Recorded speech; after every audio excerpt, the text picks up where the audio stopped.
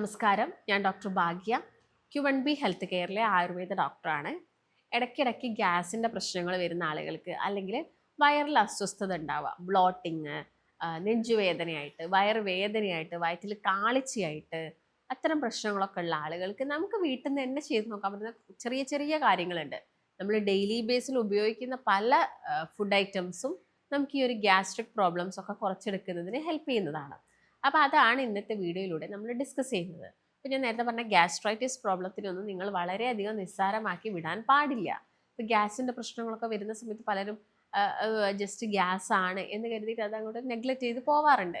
അങ്ങനെ ചെയ്യരുത്. അത്തരം ബുദ്ധിമുട്ടുകൾ ഉണ്ടെങ്കിൽ നിങ്ങൾ പ്രോപ്പറായിട്ടുള്ളൊരു കൺസൾട്ടേഷൻ എടുക്കണം. എന്നിട്ട് അതിന് വേണ്ടിയിട്ടുള്ള മെഡിസിൻസ് കഴിക്കണമെങ്കിൽ ആ ഒരു സ്റ്റേജിൽ നിങ്ങൾ കഴിക്കാം. അപ്പോൾ എല്ലാവർക്കും മരുന്ന് കഴിക്കണം എന്ന് നിർബന്ധമൊന്നുമില്ല. പക്ഷേ നിങ്ങളൊരു കൺസൾട്ടേഷൻ എപ്പോഴും എടുക്കുക. കാരണം ഗ്യാസ് പ്രോബ്ലംസ് പല അസുഖങ്ങളെയും കാണിക്കുന്ന ഒരു സിംറ്റം കൂടിയാണ്. അതുകൊണ്ട് നമുക്ക് ഇനീഷ്യൽ സ്റ്റേജിൽ തന്നെ മനസ്സിലാക്കി കഴിഞ്ഞാൽ അതിന് വേണ്ടിയിട്ടുള്ള പ്രോപ്പർ ട്രീറ്റ്മെൻറ്റും കാര്യങ്ങളൊക്കെ എടുക്കാവുന്നതാണ്. അപ്പോൾ ഞാൻ പറഞ്ഞു, ഗ്യാസ്ട്രൈറ്റിസ് തന്നെ രണ്ട് രീതിയിലായിട്ട്, ഒരു ഇൻഫ്ലമേഷൻ എന്ന് പറഞ്ഞ കണ്ടീഷനാണത്. നമ്മുടെ സ്റ്റൊമക്ക് ലൈനിങ്ങിലൊക്കെ വരുന്ന ഒരു ഇൻഫ്ലമേഷനാണ്. അപ്പം അത് രണ്ട് രീതിയിൽ കാണിക്കാം. ഒന്ന് ആസിഡ് കൂടുതൽ പ്രൊഡ്യൂസ് ആയിട്ട്, മറ്റൊന്ന് ആസിഡ് വളരെയധികം കുറഞ്ഞ് പ്രൊഡ്യൂസ് ആയിട്ട് കാണിക്കുന്നതാണ്. അപ്പം ഇത്തരം കണ്ടീഷൻ വരാനുള്ള റീസൺസ് നോക്കുകയാണെങ്കിൽ, നമ്മളൊന്ന് കറക്റ്റ് സമയത്ത് ഭക്ഷണം കഴിച്ചിട്ടില്ലെങ്കിൽ നമുക്ക് ഇത്തരം പ്രശ്നങ്ങൾ വരാം. അതുപോലെ തന്നെ നമ്മുടെ ഫുഡിനകത്ത് കൂടുതൽ സ്പൈസി ആയിട്ടുള്ളത്, ഭയങ്കര അധികം എരിവുള്ളത്, പുളിയുള്ള ഫുഡുകളൊക്കെ നമ്മൾ സ്ഥിരമായിട്ട് കഴിക്കുന്ന ആളുകളാണെങ്കിൽ നമുക്കിത് വരാനുള്ള ചാൻസസ് ഉണ്ട്. അതുപോലെ തന്നെ നമ്മൾ ഭക്ഷണം കഴിച്ച പാടെ പോയി കിടക്കുക, അത്തരം ശീലങ്ങളുള്ള ആളുകളുണ്ട്. ഭക്ഷണം കഴിച്ച പാടെ തന്നെ നമ്മൾ ചരിഞ്ഞ് കിടക്കുക, പൊടി കിടക്കുന്നുണ്ടെങ്കിൽ നമുക്ക് ഈ ഒരു ഗ്യാസ് ട്രബിൾ, പുളിച്ചു തട്ടി വരിക, ഇത്തരം പ്രോബ്ലംസ് ഒക്കെ വരാം. അതുപോലെ തന്നെ നമ്മൾ കുറേ കാലം ഭക്ഷണമൊക്കെ ഫ്രിഡ്ജിൽ വെച്ചിട്ട് അതിങ്ങനെ ഇടയ്ക്കിടയ്ക്ക് ചൂടാക്കി കഴിക്കുന്ന ആളുകളുണ്ട്. അതും പ്രശ്നം തന്നെയാണ്. ഇപ്പോൾ ഫ്രിഡ്ജിൽ വെച്ചിട്ട് നിങ്ങൾ പ്രത്യേകം നോക്കുകയാണെങ്കിൽ ഈ ഇലക്കറികൾ ഒക്കെ നിങ്ങൾ ഫ്രിഡ്ജിൽ വെച്ച് ചൂടാക്കി കഴിക്കുകയാണെങ്കിൽ അത് നിങ്ങളുടെ വയറിന് വളരെയധികം പ്രശ്നം ഉണ്ടാക്കുന്ന ഒരു കാര്യമാണ്. അത് ഒരുപാട് ഈ ഒരു ഗ്യാസിൻ്റെ പ്രോബ്ലംസ് ക്രിയേറ്റ് ചെയ്യും. മാത്രമല്ല അത് ഫുഡ് പോയ്സണിങ്ങിന് വരെ കാരണമാണ്. ഈ ചീര കറികളൊക്കെ നിങ്ങൾ ഫ്രിഡ്ജിൽ വെച്ചിട്ട് ചൂടാക്കി കഴിക്കുക. അതുപോലെ തന്നെ വേവിച്ച മുട്ട ഫ്രിഡ്ജ് കൊണ്ട് വയ്ക്കുക. അതുപോലെ തന്നെ കപ്പ, കിഴങ്ങ് വർഗ്ഗങ്ങളൊക്കെ വേവിച്ചിട്ട് ഫ്രിഡ്ജിൽ വെച്ചിട്ട് ഇടയ്ക്കിടയ്ക്ക് എടുത്ത് കഴിക്കുക. അതൊക്കെ തന്നെ നമുക്ക് ഗ്യാസിൻ്റെ പ്രശ്നങ്ങൾ ഉണ്ടാക്കും. പിന്നെ നമ്മൾ കുളിച്ച്, അതായത് നമ്മൾ നന്നായിട്ട് ഹെവി ആയിട്ട് ഫുഡ് കഴിച്ച പോയ ആ ഒരു സമയത്ത് തന്നെ നിങ്ങൾ എന്ത് ചെയ്യുക, പോയിട്ട് കുളിക്കുക. അതും വലിയൊരു പ്രശ്നമാണ് ഈ ഗ്യാസ് ട്രബിൾ പോലുള്ള പ്രശ്നങ്ങൾ. പിന്നെ നമ്മുടെ ഫുഡ് ചേഞ്ച് ആണ്. നമ്മൾ ഭക്ഷണത്തിൽ ഒരുപാട് ചേഞ്ചസുകൾ കൊണ്ടുവന്നു. ഇപ്പം എല്ലാവരും ഫാസ്റ്റ് ഫുഡ്, അത്തരം ഫുഡുകളിലോട്ട് മാറി. അതിലൊക്കെ തന്നെ ഒരുപാട് അജിനോമോട്ടോ ആഡ് ചെയ്യുന്നുണ്ട്. അതുപോലെ തന്നെ ഫുഡ് കളേഴ്സ് ആഡ് ചെയ്യുന്നുണ്ട്, ഫുഡ് പ്രിസർവേറ്റീവ്സ് ആഡ് ചെയ്യുന്നുണ്ട്. ഇതൊക്കെ നമ്മുടെ വയറിന് പ്രശ്നം ഉണ്ടാക്കിയിട്ട് ഈ ഒരു ഗ്യാസ് ട്രബിൾ.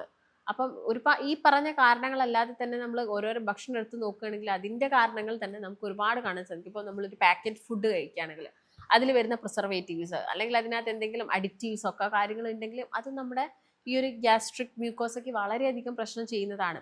അപ്പോൾ ഗ്യാസ്ട്രിക് പ്രോബ്ലം എന്ന് പറയുന്നത് നമ്മൾ നെഗ്ലക്റ്റ് ചെയ്ത് കളയേണ്ട ഒരു കാര്യമല്ല. അപ്പം അത് കുറച്ചും കൂടി സീരിയസ് ആയിട്ട് കാണുക എല്ലാവരും തന്നെ. അപ്പം ഇതിൻ്റെ കൂടെ തന്നെ നിങ്ങൾ ശ്രദ്ധിക്കേണ്ട കുറച്ച് കാര്യങ്ങളാണ്. ഗ്യാസിൻ്റെ പ്രശ്നമുള്ള ആളുകൾ ഭക്ഷണം ചവച്ചരച്ച് കൃത്യസമയത്ത് കഴിക്കുക, അതാണ് പ്രധാനമായിട്ടും. നന്നായിട്ട് ചവച്ചരച്ച് വെള്ളം കുടിക്കുക. ഒരു ഗ്യാപ്പ് എടുത്ത്, ഭക്ഷണം കഴിച്ച ഒരു ഗ്യാപ്പ് എടുത്തിട്ടാണ് എപ്പോഴും നിങ്ങൾ വെള്ളം കുടിക്കേണ്ടത്. അതുപോലെ പ്രോപ്പർ സമയത്ത് കിടന്നുറങ്ങുക. എല്ലാ ദിവസവും ഒരു ഹാഫ് ആൻ അവർ എക്സസൈസ് നിർബന്ധമാണ്. അതുപോലെ നമുക്ക് ഈ ഒരു ഗ്യാസ്ട്രിക് പ്രോബ്ലംസ് ഒക്കെ കുറയ്ക്കാൻ ബെസ്റ്റ് ആയിട്ടുള്ള കുറച്ച് റെമഡി, ഹോം റെമഡി നമ്മളെല്ലാവരും ചെയ്യുന്ന കാര്യങ്ങൾ തന്നെയാണ്. അതും കൂടി ഒന്ന് ഇതിൻ്റെ കൂടെ നിങ്ങൾ പ്രാക്ടീസ് ചെയ്യുക. നിങ്ങൾ മോര് കുടിക്കുന്ന ആളുകളൊക്കെ ആണെങ്കിൽ മോരിനകത്തോട്ട് കുറച്ച് ജീരകം ചതച്ച് മോരിലിട്ടിട്ട് ആ മോര് കുടിക്കുന്നത് നമുക്ക് ഈ ഒരു ഗ്യാസ്ട്രിക് പ്രോബ്ലംസ് ഒക്കെ കുറയ്ക്കുന്നതിന് ഹെൽപ്പ് ചെയ്യുന്നുണ്ട്. അതുപോലെ തന്നെയാണ് നമ്മുടെ അയമോദകം, പെരുംജീരകം, ജീരകം ഇതെല്ലാം പൊടിച്ചിട്ട് സമമായിട്ട് എടുത്ത് പൊടിച്ചിട്ട് കുറച്ച് തേനിൽ മിക്സ് ചെയ്തിട്ട് നമുക്ക് കഴിക്കാം. ഇതും ഈ പറഞ്ഞ പോലെ തന്നെ നമ്മുടെ വയറിൻ്റെ സംബന്ധമായിട്ടുള്ള അസുഖങ്ങൾ എല്ലാം തന്നെ, കുടൽ സംബന്ധമായിട്ടുള്ള ഈ പ്രോബ്ലംസ് ഒക്കെ നമുക്ക് കുറയ്ക്കാൻ ഹെൽപ്പ് ചെയ്യും. പക്ഷെ എപ്പോഴും നിങ്ങൾക്ക് ഇത് വരുന്ന സമയത്ത് ഇത് മാത്രം ട്രൈ ചെയ്തിരുന്നാൽ പോരാ. അതാണ് ഞാൻ നേരത്തെ പറഞ്ഞത്. വളരെയധികം നെഗ്ലക്റ്റ് ചെയ്യുന്ന ഒരു കണ്ടീഷനാണ് ഗ്യാസ്ട്രൈറ്റിസ് എന്ന് പറഞ്ഞാൽ. അങ്ങനെ ചെയ്യാൻ പാടില്ല.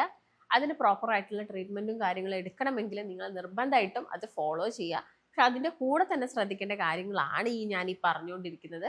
അത് നിങ്ങൾ പ്രോപ്പറായിട്ടൊന്ന് നോട്ട് ചെയ്യുന്നത് നല്ലതാണ്.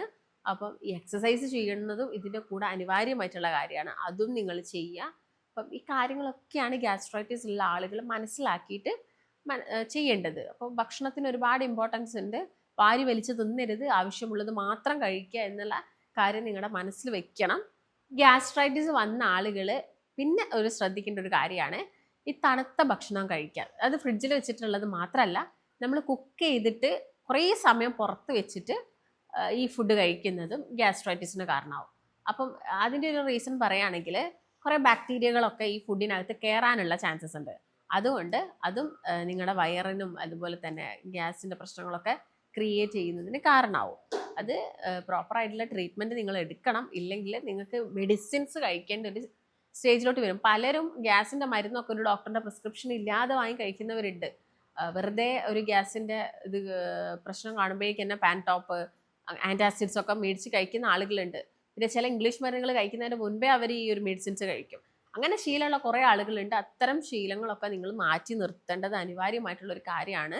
അപ്പം ഇങ്ങനെ ബുദ്ധിമുട്ടുകൾ അനുഭവിക്കുന്ന ആളുകളാണെങ്കിൽ എന്തെങ്കിലും ഒരു റീസൺസ് ഉണ്ടായിരിക്കാം. അത് നമുക്ക് മനസ്സിലാക്കി കഴിഞ്ഞാൽ അത് പെട്ടെന്ന് തന്നെ നമുക്ക് ട്രീറ്റ് ചെയ്ത് ക്ലിയർ ചെയ്യാവുന്നതാണ്.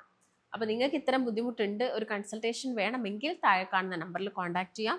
മറ്റൊരു നല്ല ഹെൽത്ത് ടോപ്പിക്കായിട്ട് വീണ്ടും കാണാം. നന്ദി.